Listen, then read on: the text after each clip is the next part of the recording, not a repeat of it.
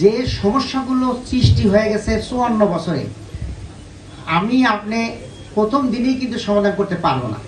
এটাকে একটু সময় নিতে হবে।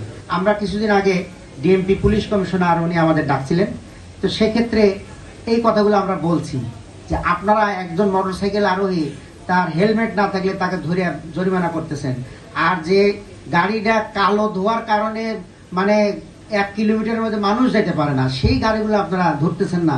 এই যে দ্বিচারিতা, এগুলো বন্ধ করতে হবে। এইভাবে আমরা সেটা বলে আসছি। আর আমরা জনগণের সমর্থন পেলে এই বিষয়গুলো আমরা খতিয়ে দেখবো ইনশাল্লাহ।